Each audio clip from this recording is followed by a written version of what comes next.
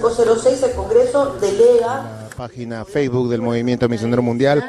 Estamos transmitiendo en estos momentos el foro Educación y Género en el contexto presente, diálogo e intercambio de opiniones que se realiza entre el Estado y las iglesias evangélicas. Esto en el auditorio Alberto Andrade de Carmona, en el Congreso de la República. En estos momentos se está exponiendo la ministra de Justicia y Derechos Humanos, María Soledad Perestello, respecto al decreto legislativo 1323. Escuchamos. Ciudadana y la materia de lucha contra la corrupción. En particular, cuando se solicitaron las facultades delegadas, nosotros obviamente pusimos la visión de nuestro sector en este pedido. En algunos se señaló que se podía hacer estamos transmitiendo en vivo y en directo el foro Educación y Género, el contexto presente, el diálogo e intercambio de opiniones, Estado, iglesias evangélicas. En este momento, la doctora María Soledad Perestello, ministra de Justicia y Derechos Humanos, viene exponiendo respecto al decreto legislativo 1323 y otras normas que contengan alusiones al tema de género. Escuchamos. Utilizamos dos fuentes: los informes de la Defensoría del Pueblo, los distintos informes que existen sobre compromisos internacionales asumidos por el Estado peruano y, por último, también el Acuerdo por la Justicia. Como ustedes saben, el Acuerdo por la Justicia es una reunión que agrupa, es un acuerdo que agrupa al Poder Judicial, al Ministerio Público, la Fiscalía, al Poder Ejecutivo a través del Ministerio de Justicia, pero que incorpora a la Policía Nacional del Perú, a la Academia Nacional de la Magistratura y al Consejo Nacional de la Magistratura. Y en este Acuerdo por la Justicia lo que se está haciendo es adoptar acciones a 100 días, los 100 días se cumplen los próximos días, el 10 de febrero, y mirar en el largo plazo cómo mejoramos el sistema de administración de justicia. Con esas dos fuentes, en mi sector pedimos facultades para temas de seguridad, conversadas con el Ministerio del Interior, porque se liberaba de manera anticipada a delincuentes, porque se hacía tan difícil una investigación a nivel policial o a nivel fiscal en términos de tiempo, porque era necesario que un colaborador eficaz pudiera colaborar aun cuando estuviera ya en prisión. Y luego, a nivel de la Fiscalía, el Poder Judicial y la Policía, dijimos cuáles son los tipos penales que no están siendo suficientemente claros y que no permiten que, por ejemplo, se sancione con la debida dureza a una persona que asesina a una mujer frente a sus hijos. Una figura típica que no se encontraba debidamente legislada en el Código Penal. Y como ustedes saben, los tipos penales se aplican por el principio de legalidad sin analogía. El marco del juez está dado por lo que está escrito. Eso quiero empezar por eso. Bueno, ¿qué cosa pedimos nosotros a partir de pedidos del Ministerio de la Mujer y Poblaciones Vulnerables y de analizar un poco la casuística en distintos temas? Legislar en materia de seguridad ciudadana a fin de modificar la legislación penal con el objeto de revisar la regulación vigente del delito de feminicidio y sus agravantes para combatir la violencia familiar y la violencia de género, así como proteger los derechos de las mujeres, niñas y niños, adolescentes, independientemente del vínculo de parentesco con los agresores y víctimas de dichos delitos. Eso es expresamente lo que se solicitó en la delegación de facultades. ¿Por qué se incorporaron estos supuestos? Si vamos a ir a la justificación del tema o del término violencia de género, más allá, por supuesto, de las posiciones que respecto de este hecho se tengan. Esto estaba enmarcado en una base constitucional que ya habla de género y en el desarrollo que se ha hecho en nuestro país a nivel legislativo a partir de la igualdad, simplemente de la igualdad de derechos. Y entonces se señalaba todo tipo de violencia físico-psicológica ejercida contra una persona sobre la base de su sexo o género. Y cuando hablamos de género hablamos de categoría masculina y femenina, y de lo que esperamos como sociedad y como comportamiento a partir de eso. Esta violencia la sufren mayormente mujeres y el colectivo LGTBI, que es lesbianas, gays, trans, bisexuales e intersex, que presentan en la actualidad serias dificultades para vivir en condiciones de igualdad y requiere una especial protección dado el contexto de violencia, exclusión social, discriminación y prejuicio que los rodea. Independientemente, la siguiente, por favor. Quiero compartir con ustedes algunas cifras que han sido colocadas en algunos de los proyectos y que por supuesto están a disposición y pueden corroborarla. El monitoreo regional sobre la situación de violencia contra personas LGTBI de la Comisión Interamericana de Derechos Humanos, que se hizo entre enero del 2013 y marzo del 2014, es decir, es bastante actual. 594 personas fueron asesinadas, 176 fueron víctimas de graves ataques contra su integridad física, presuntamente por su orientación sexual o su identidad de género. En el Perú han habido 24 atentados documentados, porque han habido muchos más que son la cifra oscura. 24 atentados contra la vida y la integridad, 17 asesinatos y 7 agresiones. El Observatorio de la Criminalidad del Ministerio Público ha reportado 38 muertes de personas LGTBI entre los años 2012 y 2014 por esta condición. Es decir, no estamos hablando de muertes por accidente, en que lamentablemente hombres o mujeres podemos ser víctimas. Estamos hablando de personas que han sido asesinadas por ser lesbianas, por ser homosexuales, por esa condición. Entonces, esto es un hecho de la realidad. ¿Cuáles son las modificaciones normativas que a partir de esto se plantearon? Quiero hablarles de lo general para ir a lo particular, porque todos sabemos cuáles son las preocupaciones y yo creo que lo honesto es conversarlas con sinceridad. El decreto legislativo 1323, que es el que, digamos, estamos conversando hoy día y respecto al cual Moisés, el congresista Guía, me invitó, fortalece la lucha contra el feminicidio, la violencia familiar y la violencia de género. Se han realizado al respecto 9 modificaciones al Código Penal en delitos referidos a feminicidio, lesiones, discriminación y faltas. El más emblemático, que digamos fue demandado sobre todo por la policía femenina, que es la que recibe la mayor cantidad de denuncias por violencia familiar, y también por el CEM, el Centro de Emergencia Mujer, y por la Defensoría Pública, que está bajo responsabilidad del Ministerio a nivel nacional, fue el de incorporar el supuesto de los niños que presencian una golpiza, porque eso genera en los niños una afectación que termina siendo cíclica, ¿no? Termina siendo repetitiva. La violencia genera más violencia y entonces terminamos en una espiral que no tiene cuándo acabar. Entonces no existía ninguna figura penal ni ningún agravante que incorporara el supuesto de que los niños, sin sufrir ninguna afectación física, fueran obligados a ser testigos, por ejemplo, de los golpes que le podía propinar el padre a la madre en el hogar.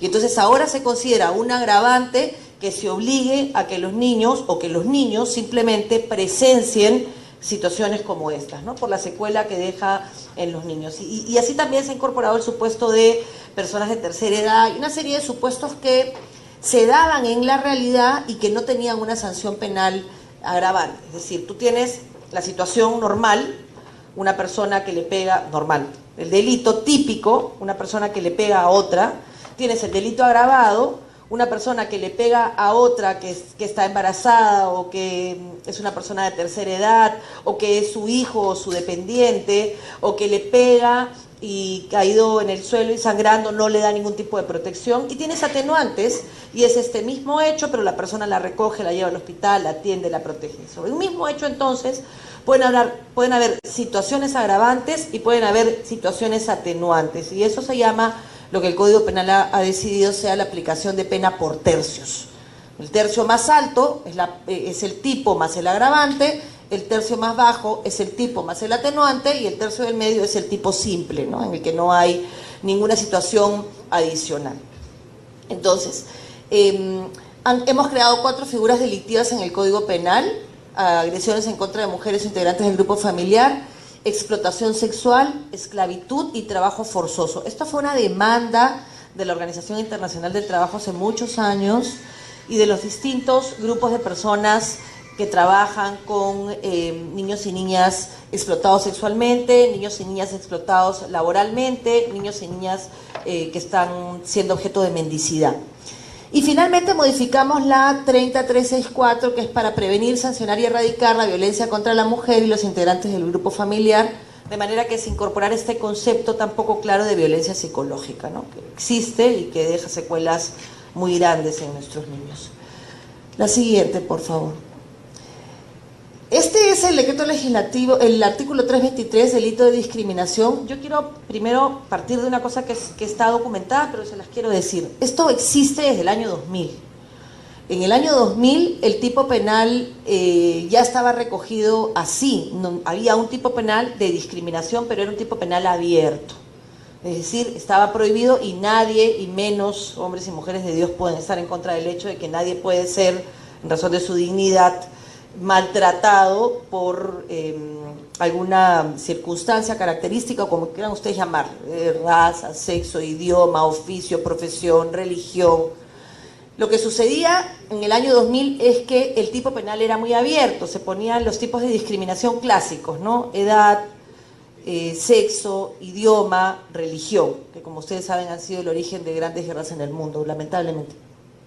Lo que se ha ido haciendo con los años, y esta es, digamos, la última precisión, es ir incorporando algunos motivos expresos que la casuística demostraba se volvían recurrentes.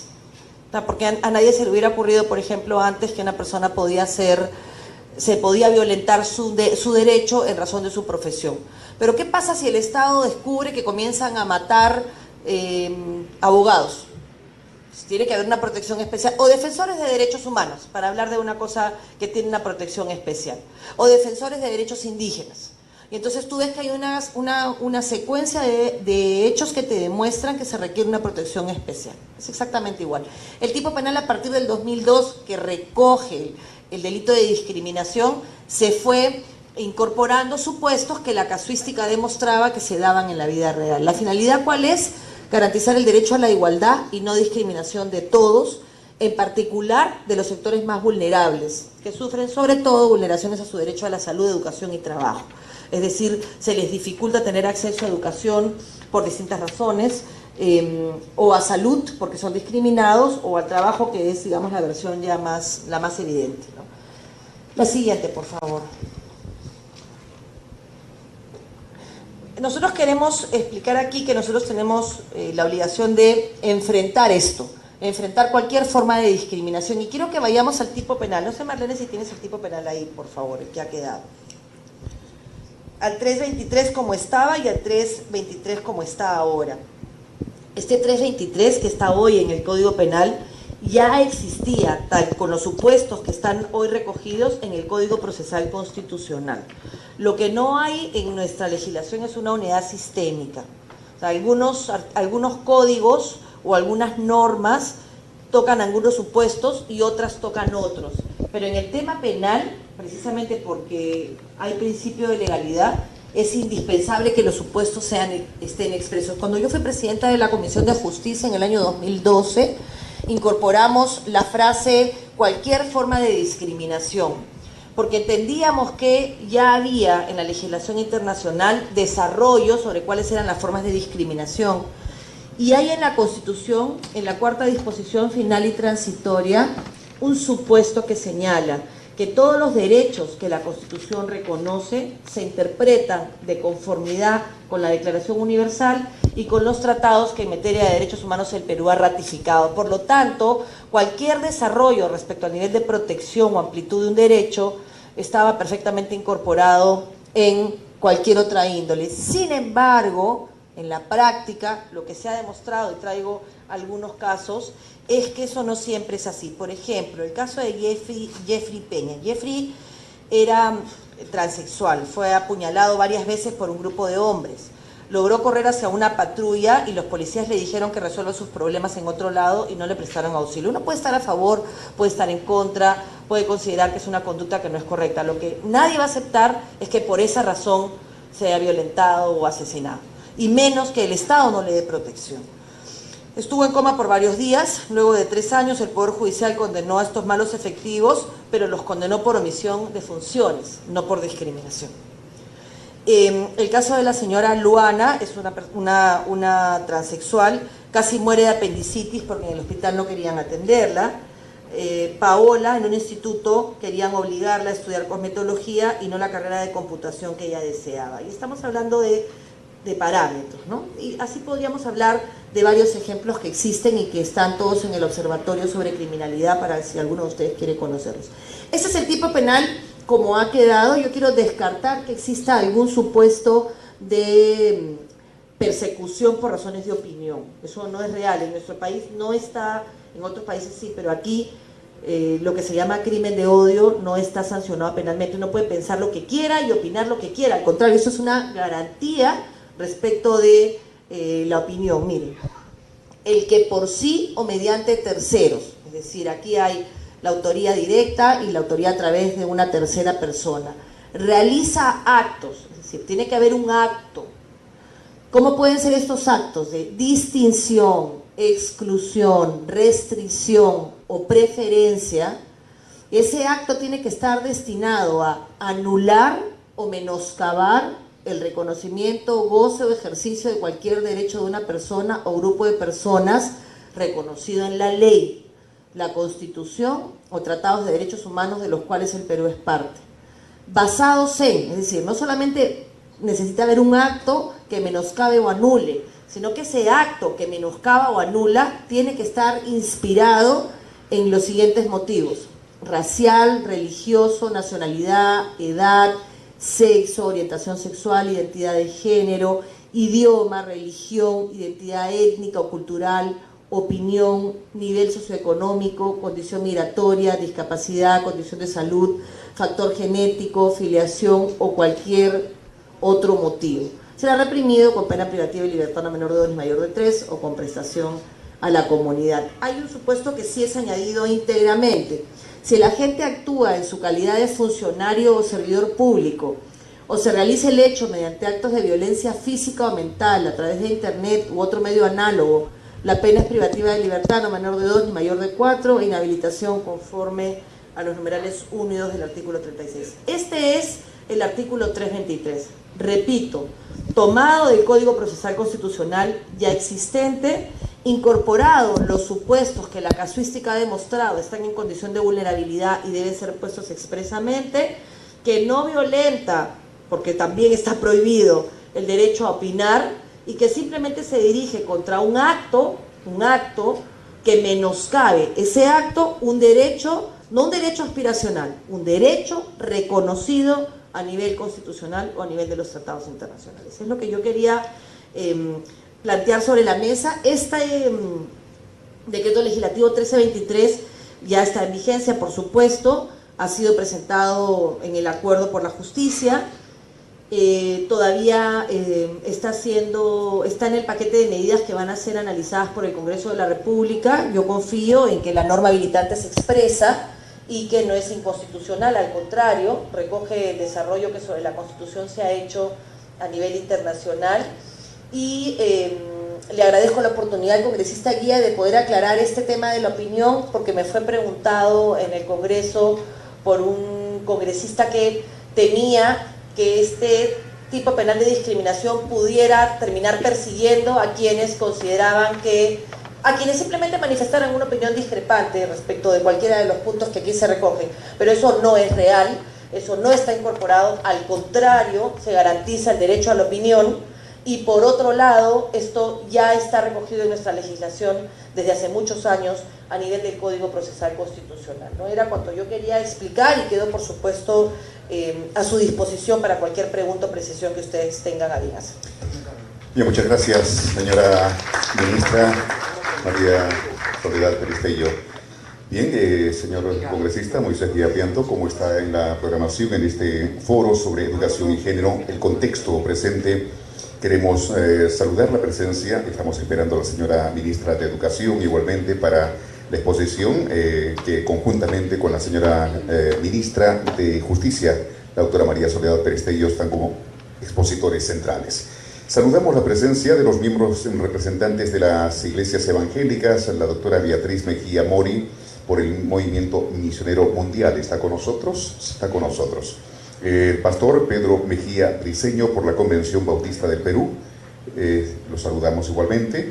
El pastor Rolando Boulanger Mogollón, presidente de las Asambleas de Dios del Perú.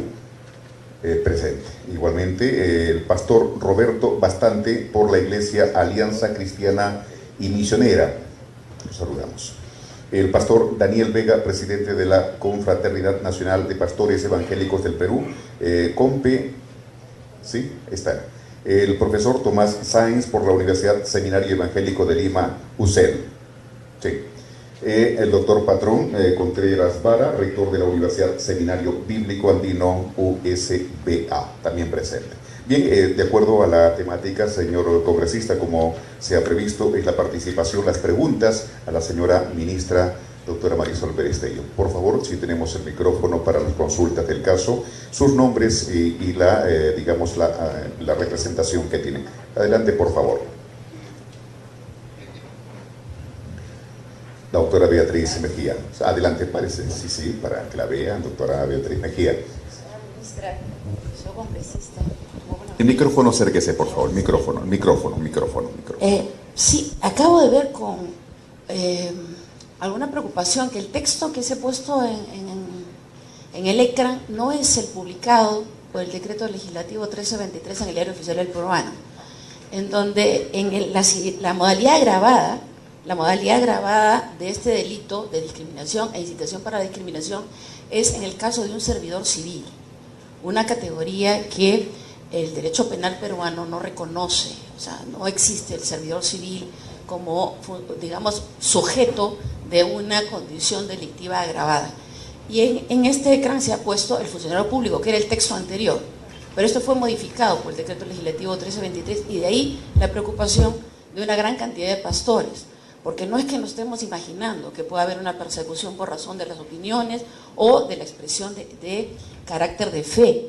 ¿Por qué razón? Porque, por ejemplo, el pastor Alberto Santana, que es pastor de una iglesia muy grande, simplemente ha estado en el púlpito explicando lo que la Biblia dice respecto al homosexualismo, y ni siquiera era su opinión, sino simplemente está diciendo lo que la Biblia dice.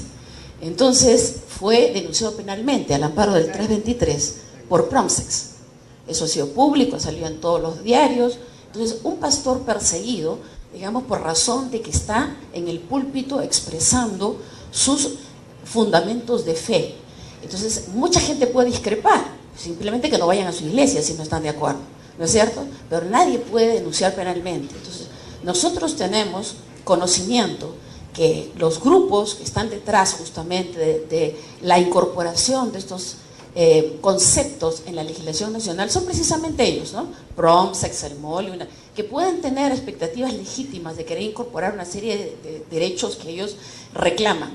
El tema es que no pueden ir en contra de los derechos ya reconocidos por los tratados internacionales de derechos humanos y la Constitución peruana, que los incorpora por el mérito del artículo 55 de la Constitución. Entonces, la preocupación que yo tengo es que, más allá de las buenas intenciones que tenga usted, ministra, que no me cabe la menor duda que usted tiene una buena intención, la percepción que tenemos los ciudadanos de este país, no solamente las iglesias evangélicas, ¿no?, como que hay una pretensión de incorporar supuestos derechos, pero que están vulnerando derechos ya reconocidos. Y esto sí es peligroso, pues, porque entonces estamos ante una situación en que, si ya, sin el texto del artículo 323, se denunció a un pastor por decir en un púlpito que el homosexualismo está lo cual según la Biblia, y esto tiene antecedentes en el mundo. O sea, no es que, digamos, la preocupación de las iglesias católicas y evangélicas estén alrededor simplemente de este texto, sino que hay como un increscendo, ¿no es cierto?, de supuestos reconocimientos legales que se dirigen a hacer lo mismo que pasó en otros países, ¿no? En Estados Unidos, una maestra de escuela habla de Jesús, aunque sea en sentido histórico, y la procesan penalmente, la sacan del magisterio, le embargan todos sus bienes, debido a que esto fue creciendo como una bola de nieve en los Estados Unidos, y no hubo mecanismo para ponerle término ni impedimento para garantizar los derechos de los demás, por una razón: porque el sistema de justicia también estaba controlado, como está pasando en nuestro sistema de justicia, ministra. Y yo le quiero plantear esto como interrogante y preocupación. Hay una organización que se ha creado, JUSDEM, una asociación de jueces, que tiene una serie de magistrados, hasta vocales de la Corte Suprema. Dicen que el presidente de la Corte Suprema está en esta asociación, que está financiada por Planned Parenthood, la misma organización que financia Promsex y otros organismos en el mundo para imponer la agenda esta pro derechos LGTBs. El tema es que un magistrado no puede, pues, estar involucrado en una organización, porque eventualmente, y de hecho en este momento, tienen una serie de acciones populares, acciones de amparo, y habrán más denuncias. Por eso es que cuando nosotros hemos dicho que vamos a denunciar penalmente el tema en el ámbito educativo, se han reído. ¿Por qué razón? Porque creen tener controlado al Poder Judicial y eso es un problema de Estado. Y eso es una política pública muy delicada, señora ministra. Y entonces yo le quiero pedir, en nombre del Perú, no de las iglesias evangélicas, las iglesias evangélicas en este momento están teniendo un liderazgo en este tema que yo felicito, pero en nombre del Perú, como ciudadana peruana, simplemente y como madre y como abogada, le pido que usted tome cartas en el asunto. Tengo excelentes referencias de su formación personal, profesional. Entonces, mi preocupación es que hay una serie de personas valiosas que se están dejando envolver por esta corriente, pero con efectos peligrosos, porque esto ya ha tenido antecedentes en otros países. Entonces, no estamos inventando nosotros una supuesta cacería de brujas a través del decreto legislativo 1323, sino que ya comenzó la cacería. Y encima tenemos un poder judicial controlado por jueces pro género, ¿no es cierto? El día de hoy, a las 4 de la tarde, tiene una reunión y dice agenda de trabajo. Y entre sus lineamientos de acciones es ir a dar conferencias, o sea, capacitar a la comunidad. No sé cuáles serán los grupos selectivos para esto, entiendo que van a convocar jueces de las cortes del país. Bien. Y un juez no puede hacer eso. Doctora. Entonces, le pregunto, señora ministra, si ustedes están al tanto de todo esto que está pasando, porque en este momento se ha quebrado el sistema de garantías constitucionales y el ámbito de la justicia para proteger los derechos ya reconocidos por la Constitución. Bien, muchas gracias. Gracias. Gracias, doctora Beatriz Mejía de Educa Bien. Les pedimos, si me permite, congresista, me permite, señora ministra, este tema es bastante delicado y tiene mucha connotación. Les pedimos, está programado de 2 a 3 minutos cada una de las intervenciones. Sabemos que es rico en información, en temas, en debate, pero por cuestiones de tiempo y todos los que van a participar. Si nos permite, señor congresista, ¿seguimos con las preguntas o vamos a la mesa? Señora ministra, ¿va a contestar la inquietud vamos con las preguntas? ¿Sí? Entonces vamos con las preguntas. Recuerden, por favor, el tema directo. Reiteramos, el tema de género es un tema bastante, digamos, extenso, amplio, y lleva para más que 2 o 3 minutos para exponer. Adelante, por favor. Su nombre, la pregunta y la organización o la representación que tiene. Por favor.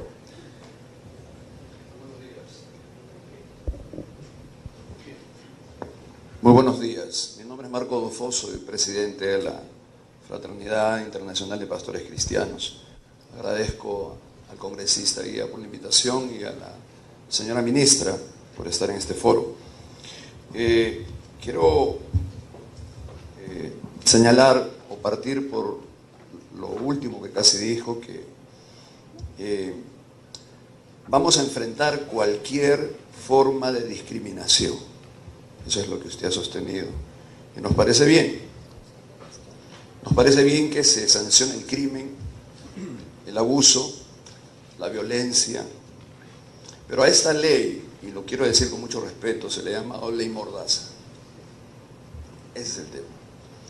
Esta ley proteccionista puede tener también ciertos visos de discriminatoria. ¿Y a qué me refiero? Con mucho respeto se lo digo, señora ministra. Más allá de que nos asiste el derecho fundamental a la libre expresión, a la libertad religiosa y a la defensa de la familia, derechos consagrados en nuestra Constitución política, nos preguntamos si en la redacción aprobada en el artículo 323 del Código Penal se sanciona penalmente a quienes supuestamente discriminen o inciten a la discriminación de una persona o más personas basados en motivos de orientación sexual o identidad de género, entre otros. Nos preguntamos también, señora ministra, ¿no se está más bien vulnerando nuestros derechos y discriminando a quienes como nosotros, sea por motivos morales, principistas o religiosos, no compartimos expresiones que a nuestro entender contienen un carácter ideológico? El derecho penal es el conjunto de normas jurídicas que definen determinadas conductas como infracciones, usted lo acaba de decir, y dispone la aplicación de sanciones a quienes la cometan. Es el medio de control más drástico al cual se debe recurrir en última instancia cuando todo lo demás ha fracasado. Sin embargo, con este decreto legislativo se ha pretendido incorporar en el Código Penal reconocimientos de derechos declarativos aún no definidos. En la legislación nacional, en temas de identidad sexual o ideología de género, por estar aún vigente el artículo 234 del Código Civil. Entonces queremos preguntarnos, ¿estamos realmente haciendo lo correcto, aplicando esta normativa de esta manera? Termino con un pensamiento simplemente, si me lo permite. El pensamiento del Nobel de la Paz, Martin Luther King. ¿Cómo determinar si una ley es justa o injusta? Una ley justa es una norma hecha por el hombre que está en consonancia con las leyes morales o con la ley de Dios. Una ley injusta es aquella que no está en armonía con las leyes morales. En palabras de Santo Tomás de Aquino, una ley injusta es una ley elaborada por los hombres que no hunde sus raíces en las leyes eternas y en el derecho natural. Cualquier ley que engrandezca la personalidad es justa. Cualquier ley que la degrade es injusta. Esto lo dijo Martin Luther King desde la cárcel. Muchas gracias. Gracias. Gracias, señor Rufo. Usó 4 minutos. Usó 4 minutos. A ver si lo hacemos en menos, por favor. Otra intervención, por favor. Su nombre, si pertenece a una iglesia, por favor, el nombre también. Gracias.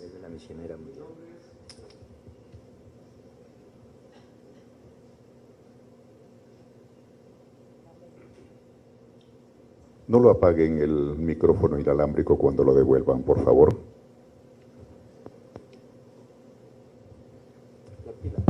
Y está, ahí está, sí está. No lo apaguen. Señora ministra, mi nombre es Luis Mesa Bocanegra, de CONAFAN y Movimiento Misionero. Yo quería sumarme también a la enorme preocupación que tenemos, porque si bien es cierto la intención de ustedes es muy buena, aparentemente es muy buena, yo no quiero creer lo contrario, pero nosotros también venimos teniendo una serie de hostigamiento legal por esta organización PROMSEX. Resulta que hace como 2 meses una joven que era lesbiana, ella denunció que había sufrido maltrato psicológico en su hogar. Entonces PROMSEX llevó esto al Poder Judicial y llevó esto también a los medios de comunicación que les gusta mucho este tema, y luego en Cuarto Poder emitieron un programa acusando a nuestra organización de que ella había sufrido acoso, había sufrido tratamiento